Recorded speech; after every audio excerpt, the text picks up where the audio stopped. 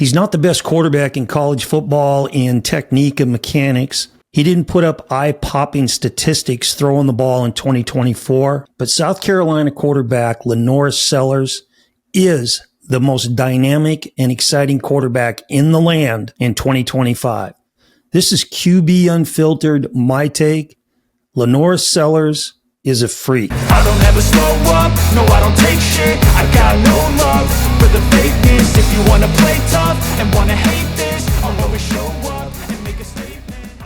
LaNorris Sellers is in every conversation going into this season when you talk about elite quarterbacks in college football, and for good reason. He is a true dual threat quarterback. His 2024 highlight film is ridiculous, and LaNorris Sellers has freakish skills. In today's show, I'm going to give you my analysis on LaNorris Sellers' game, his mechanics, his skill set. And this is going to be somewhat challenging because in a lot of cases this year in 2024, when Sellers in South Carolina was throwing the football, a lot of times he was not taking the snap, taking a 3 or a 5 step drop and throwing the ball in rhythm and tempo. And there was a reason for that, and we will discuss that as we go today. Okay, Sellers is a big dude. I mean, he's 6'3", 240 pounds, and he has got a totally unique skill set in that he's a big, strong, physical quarterback. And where this plays out is in the pocket. If you watch those guys play this year, you know in numerous situations in every game, he was sacked. He had defensive linemen all over him in the grasp, however you want to call it. And he's stepping out of sacks. He's shrugging off defensive linemen. He's ducking under guys. He's breaking tackles, and he's out on the perimeter making things happen. Now you combine that strength with that size with the fact that he's fast twitch. He can run, and he's got a burst when he runs, and he's got running back vision when he's out there on the perimeter running the football. Now, that combination right there separates him from any other quarterback playing in college football in 2025. So this past season, he was a redshirt freshman. He was named the SEC Freshman Player of the Year. And as I said at the start of this thing, not eye-popping stats throwing the ball. You know, he threw for 2,520 yards, 64.8% completion percentage, which is pretty good. He threw 18 touchdowns and 7 picks. Now, running the ball, he really hurt people. So he ran for just under 700 yards at 674, and he scored 7 touchdowns on the ground. So a true dual threat guy. And if you watched any of his games this year, he's a human highlight film. Okay, so he needs to have all of his unique skill set, because some of the things that South Carolina does with their passing game schemes and some of the actions that his receivers take once the ball is snapped really handcuff him and kneecap him in the passing game and pretty much forces him to make something happen with his legs. Let's talk about a few of those things right now. Scheme-wise, you know, there's some question marks with their passing game when I'm watching film. They run routes at times where they've got 2 receivers standing right next to each other. They'll run routes where they have one receiver standing in front of another guy behind him, essentially covering him up and making it impossible for Sellers to get the ball in there. In a lot of cases, also, they do not give Sellers backside options in the passing game, which again forces him to put the ball under his arm and take off.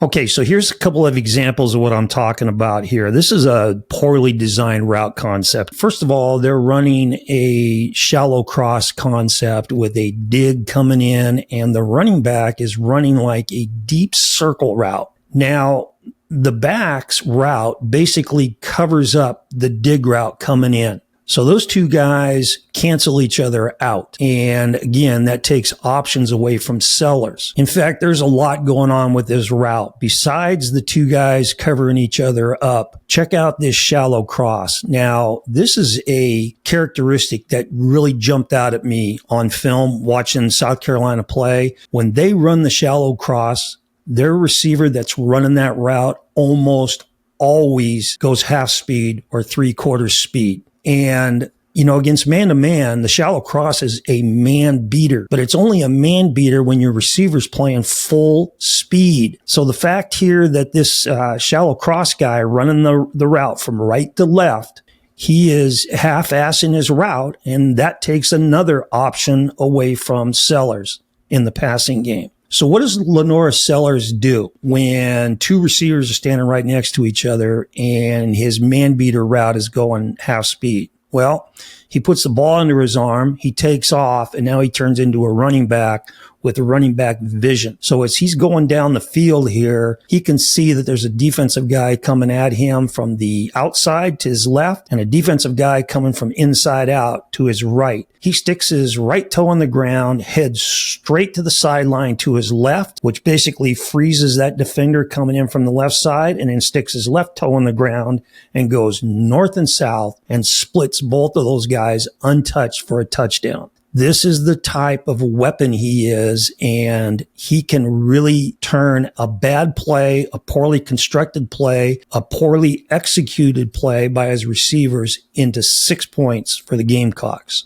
Okay, here's another route now, same game and same concept with the shallow cross, but they're running it a little bit differently here, and this is a head scratcher. So they've got the shallow cross coming from right to left. I don't understand why you have your running back lined up to the left and you swing him to the left in the direction that shallow cross is coming. Because what that does is it takes that defensive guy with that swing, and now you've got people in the way of the shallow cross. Okay. And to make matters worse, they take the outside receiver to the left and they run him on a stop route, which that doesn't make sense either, because if you're throwing the shallow cross and you're running against man coverage, man beater, you want him to be able to catch that ball, turn it up and go. Well, what you should be doing with your outside receiver is either going vertical or running a post and taking that corner out of the play so that there's nobody there when the shallow cross receiver catches the ball and turns it upfield. So those are examples right there. And I mean, you could see this all season long if you watch full game clips of South Carolina's offense. With the passing game, you're going to see examples of what I thought was poorly constructed route concepts. Now, while I'm saying that, I know as sure as I'm sitting here, because I lived through it, you can coach the hell out of your concepts and you can have the world's greatest concepts, but a lot of times players go out there and brain jam. So I don't know if you've got receivers running the wrong route, mental bust, as we called it. I'm not sure. Okay, let's get into what I like about LaNorris Sellers' game. First of all, with his feet. Okay, I always start with the feet. South Carolina runs a lot of 5-step drop, which is kind of rare in college football. Usually you see 3-step, 3 and hitch, or you'll see the RPOs where they just pat the feet down and get the ball out. And at times you'll see GST, grab, stab, and throw, like on slant routes and stick routes and hitch routes. Okay. But South Carolina runs a lot of 5-step drop. And when Sellers does his 5-step, he executes it the way it should be done. And that means his last 2 steps of his drop, he pats his feet down, he chops them down, because the last 2 steps of your drop put you in position to throw the ball. And so you've always heard me talk and harp and wail and moan about these guys that take this big, long last step and their feet are too wide in their platform, which causes them to have to readjust their feet in order to stride and get the ball out. Sellers does a great job with the 5-step drop of patting those feet down on the last 2 steps. So when he hits that 5th step, he's able to begin the weight transfer and the stride part of the throw. Okay, he's got a quick release. That's pretty obvious when you watch him. And a big part of that quick release is he doesn't have any wasted motion when he throws the ball. So he doesn't have the ball here in ball carriage and drop it down to his waist where he has to push it all the way back up to get the ball out, and he doesn't pat the ball. Those are things that cause quarterbacks to get the ball out late, to have a little bit slower release. The other thing is having that big looping C action with the arm. His is fairly tight, coming around with that arm C, that C motion when he throws. It's fast and tight, and he gets the ball out quickly. Okay, number 3, he's able to make all the throws. And what I mean by that is he has the ability to put all the necessary pacing and air under throws. So he can throw it on a line, which I call a 1. He can take some of a little bit off of that 1, put a little bit of air underneath it, soften it up. That's a 2. Or he can put a lot of air underneath his deep ball, and that's a 3. And he does a hell of a job making all 3 of those throws.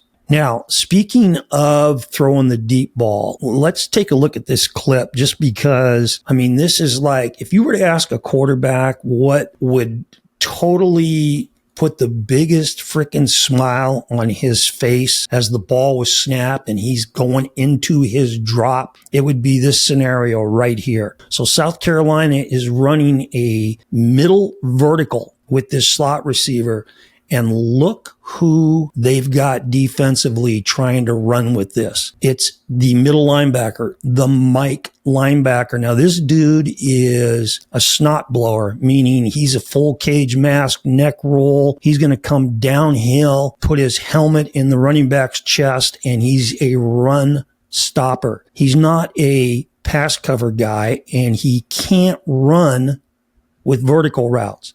So as Sellers dropping here, as he is dropping, and he sees that the middle linebacker is going to try to run underneath with that, he's got to be laughing his ass off before he throws the ball here. This is a great scenario for any quarterback. Okay, number 4, physical strength. We talked about this before, you know, when South Carolina has either pass pro breakdowns, right? Mechanics, technique of the offensive lineman, they get beat, or scheme-wise with the routes, it's a little suspect, or the receivers may be jogging routes or running into jams and the pocket's collapsing on him. He can just shed defensive linemen. He's very, very strong and physical back there, and he's able to get out of a lot of bad situations and make good things happen.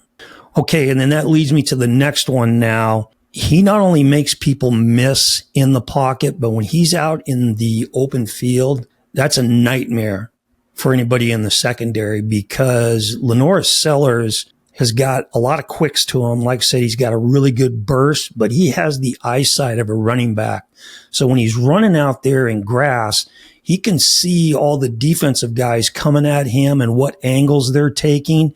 And he's playing chess out there with those guys, and he's using their momentum against them, using cutbacks and going against the grain and knowing when to stick his toe in the ground and go north and south. He does a great job of running the ball once he breaks pocket and the line of scrimmage.